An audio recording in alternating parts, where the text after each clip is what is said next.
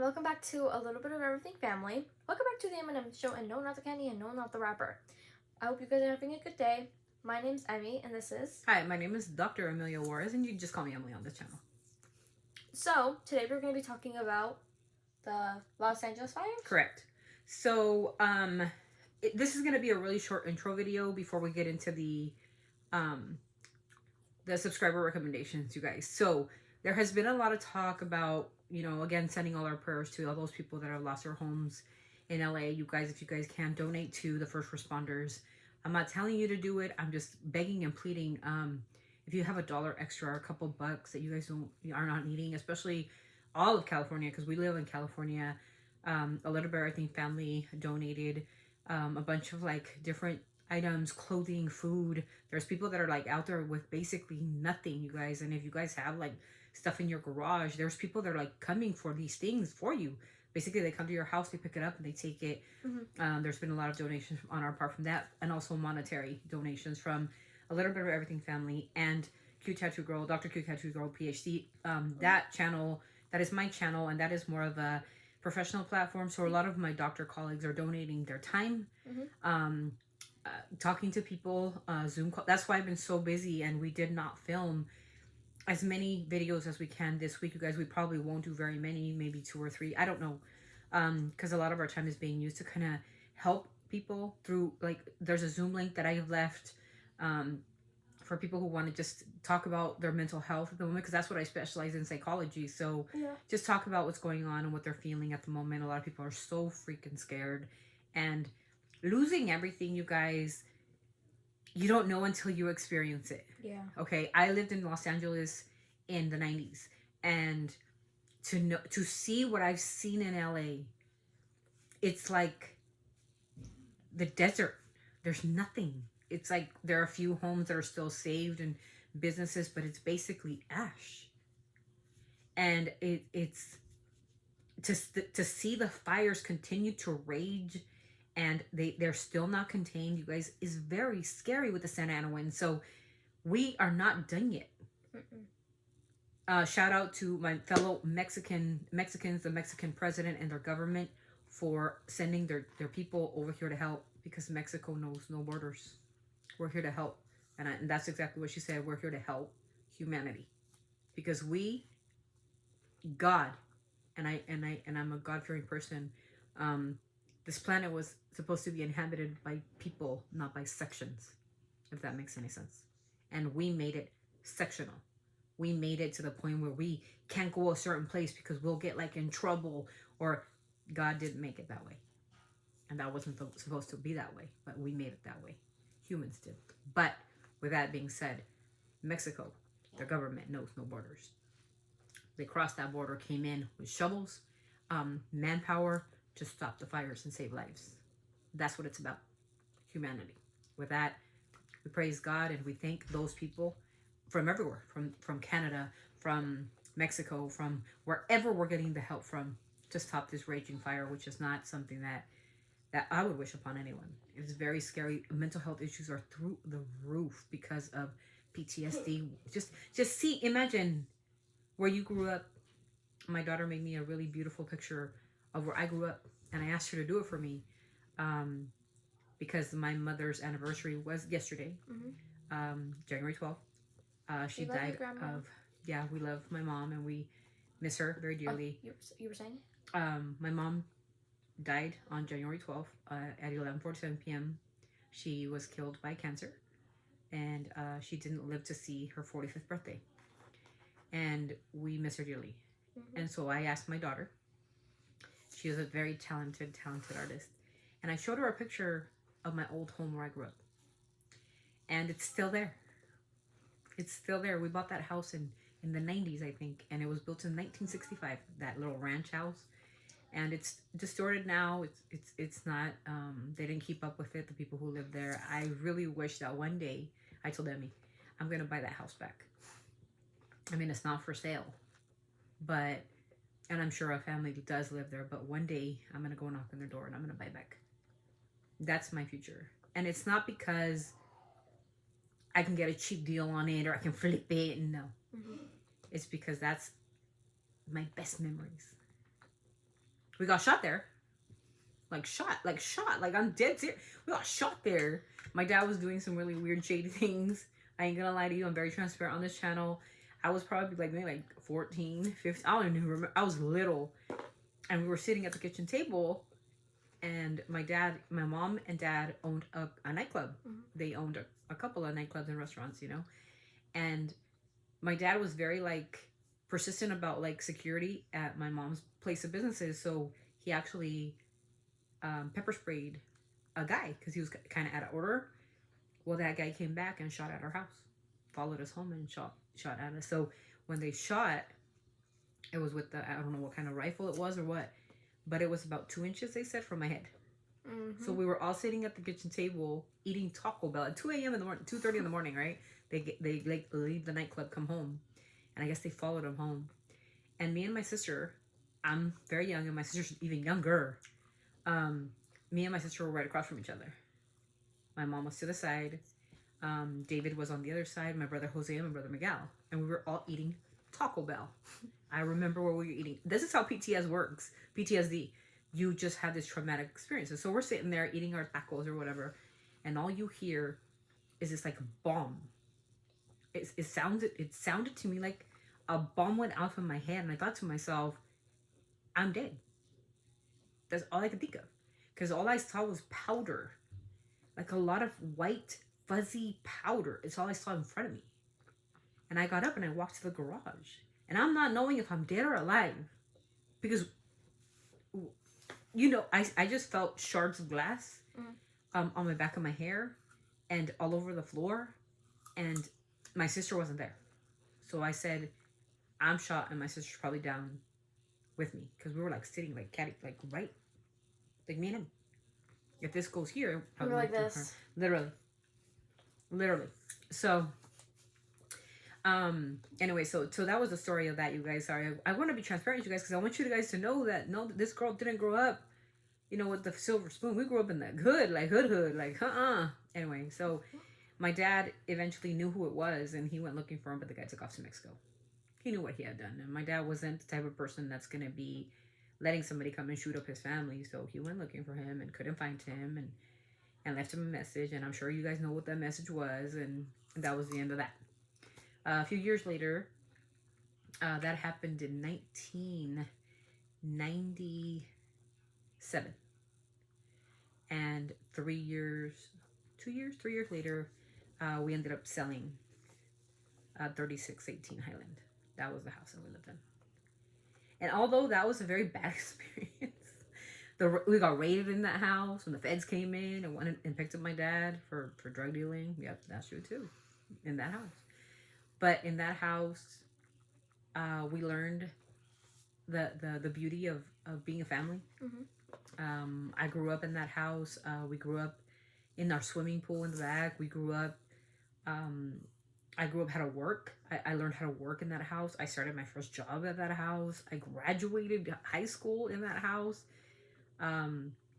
Just so many parties and so many good memories, barbecues, but we also learned in that house in 2000 that my mom was diagnosed with cancer,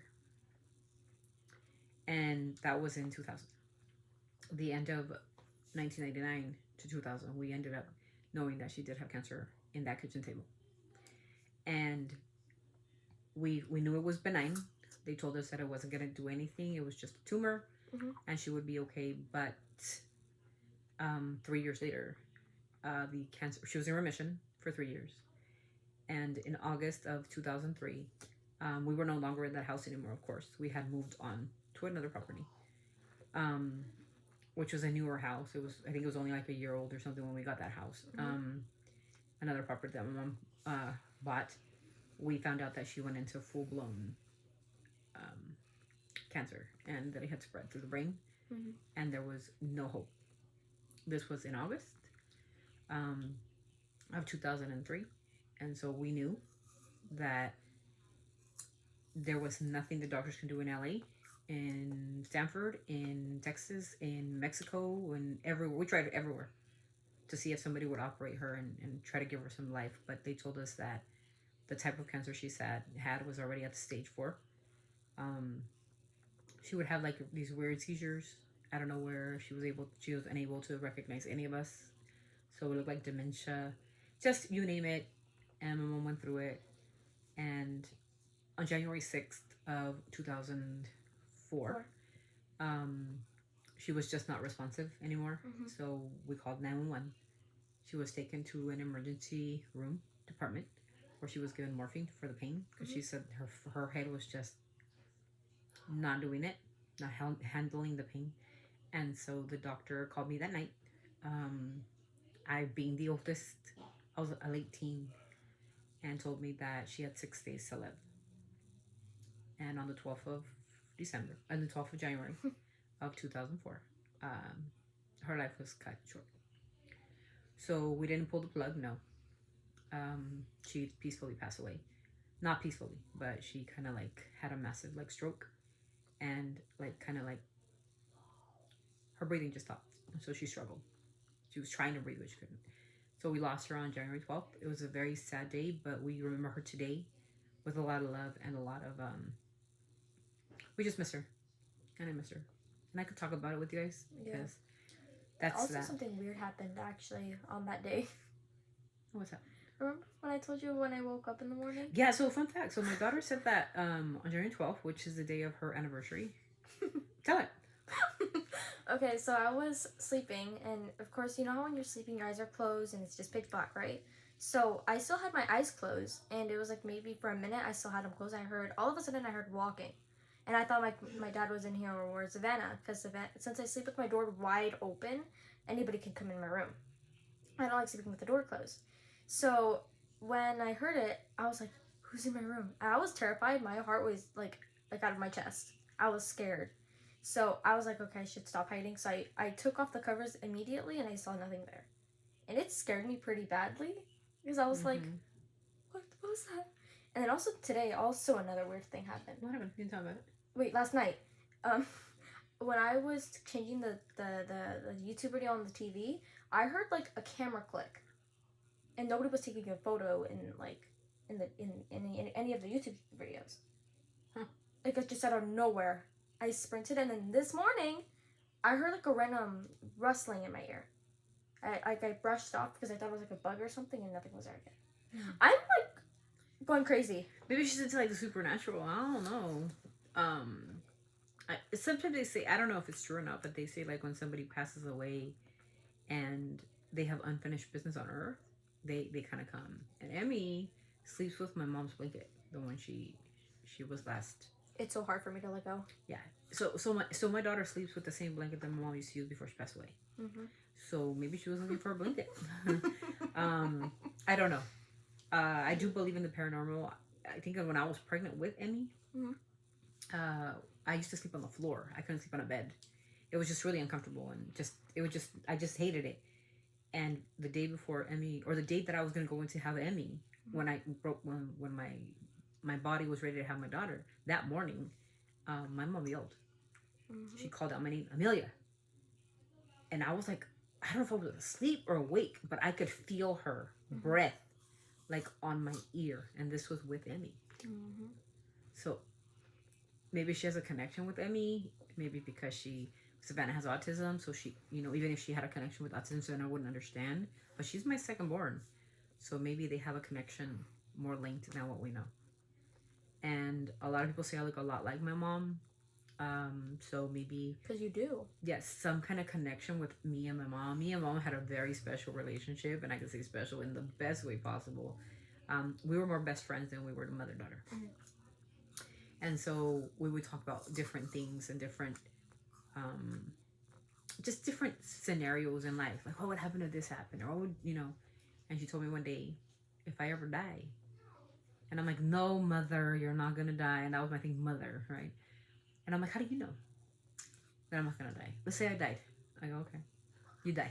Okay. Hypothetically? I'm going to bury you, mother. Or what? And she was like, but I want you to bury me in a certain location. And we were driving, I remember. And I go, where would you like me to bury you, Mom? You see that third tree by the cemetery? It was right by my high school. And I go, yeah, what? Right there. On the third tree.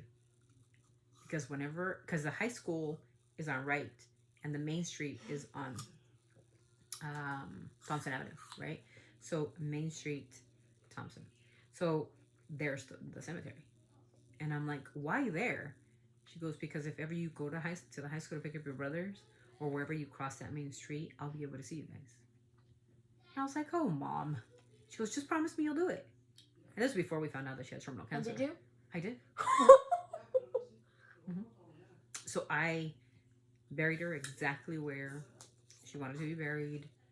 I did everything the way she told me, and so I hope I somehow made her proud of how I buried her. I mean, I just wanted her to rest in peace, and yeah. So we buried her there, and a good friend of mine who was kind of my grandma is buried like next to her. Doña Josefina, rest in peace as well.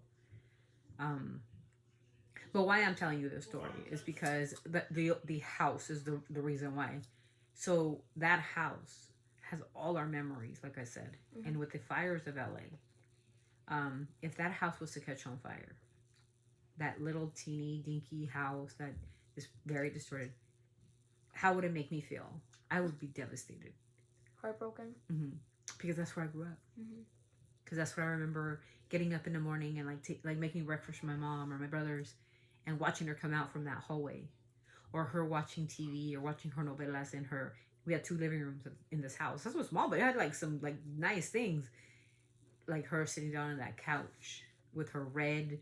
She wore a red flannel like jumpsuit for like ever, and it had Christmas stuff even though it was never Christmas. It was like in the middle of June, and she would be wearing this flannel like nightgown. Always talking on her turquoise phone. She had the turquoise phone.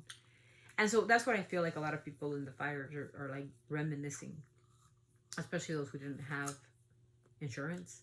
I mean, what's going to happen to them, and it kind of makes us think.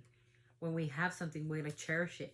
And although it is materialistic, you guys, a lot of these houses are just materialistic, especially for the rich. They're materialistic, right? But they're human beings too.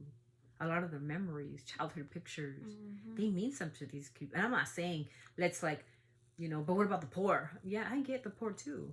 I seen a newscaster, donating all the old clothes and stuff so they can have something. A lot of people left without just whatever they were wearing on their back, just to get out into safety.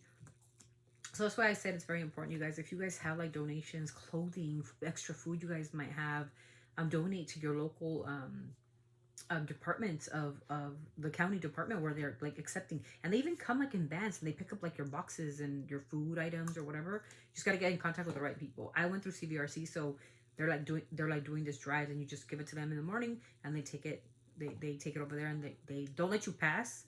According to what I know, they don't let you pass, but they do get the boxes and they do put them in the right spot. And so I'm proud to that. And like I said, money donations, if you guys have a couple of bucks, if you don't, it's okay too, because your prayers are just as valuable. So just know that everything in life is, this is my quote of the day. Everything in life is replaceable. Everything in life except life. Okay? So, are you okay? Okay. So everything in life you can replace. You can replace a perfume bottle or a diamond necklace, or diamond necklace. Anything is replaceable except our lives. Memories are kept in here and in here. Always. You'll always remember that picture, or maybe like somebody else has it, you can retrieve it. But life itself is unreplaceable. So with that, you guys, I leave you this. I'm praying for every single person that is affected by the fires of California. I'm affected by the fires of California, and I'm not even close. But the effect on me as a psychologist, as a doctor, is seeing all these children crying. Mothers who said that they lost their children in the fire. I've seen the most horrific image, and I just can't get it out of my head. Even as a psychologist, and we have to deal with situations where there's a homeless man in the middle of the street, charred. We don't think of them, right? We think of like, oh, Kim Kardashian and that, and I don't care about all that, because they can get their. Justin Bieber took off to Colorado. He's happy as heck over there. Why doesn't they both of the Road Foundation, the Drew House, Justin Bieber and his music come to LA and help their city? And that's what I think Chiqui Rivera was talking about. All these like so-called megastars running away instead of helping the poor, instead of helping the needy. Yeah, they have the money to run away, but a lot of these people that aren't millionaires, they're just normal people, don't have no means. So we gotta look out for that as well and see who we're really like idolizing and who we're really loving. A lot of people are backlashing on Hailey Baldwin. Like I said, I don't have no beef with Hailey. That's squashed. But Hailey, She's done with that. We're squashed. But Hailey posting up pictures of her wearing fur coats when a lot of animals have died in the fire. A lot of them. The little bears, the little polar bears, the foxes, they died in this fire. The wildlife died. Pets dying. But she's taking pictures with fur. That's not funny. So it's okay to like kill them, but it's not okay for you to help them because they're not here.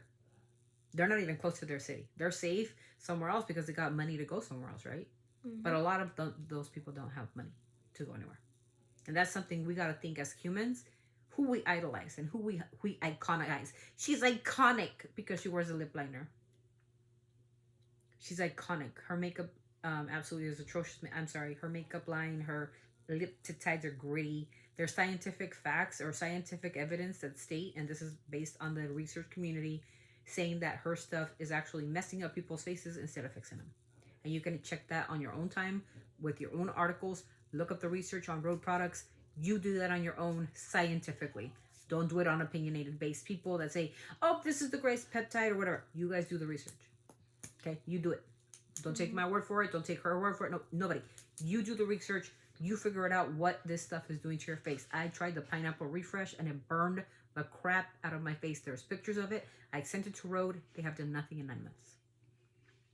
So I'm really sorry, but that's my experience. And I'm going to say my experience. Rhode products absolutely are awful. Customer service is awful, and Hailey does nothing about it. She's trying to open up clothing lines, stealing it from other, a couple of girls that have done Rhode before. She likes to steal stuff. She likes to steal ideas and make them her own, and you guys accept it. But that's you guys. It's all you. Okay? So you guys do your research. You guys figure it out. Why she thinks it's okay to wear furs and all this stuff when animals are out there, wildlife is dying. In her city, where they live. The rich, right? Anyway, so enough about that, you guys. That's my story time for today.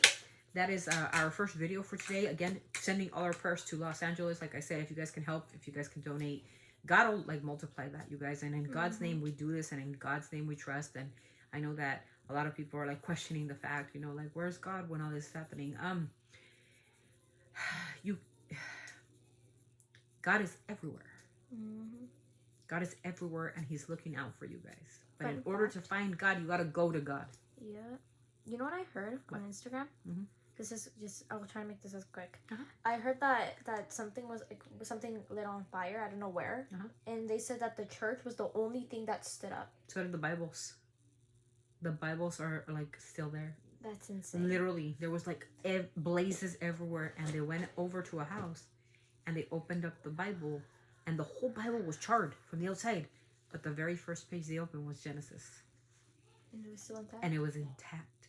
So God's with us, you guys. We just got to find Him. Because God's not going to find you. You got to go find Him. With that, I pray to God that all those people are good and they're safe. And I'm praying for them every day, you guys. And so is my daughter. So God bless all those people. And God bless all of you out there, too. If you guys are out there, you guys, please be safe. And this will be the end of this video. So. Always sending our love from our family to yours. Until the next vlog, you guys. God bless. Bye. Bye.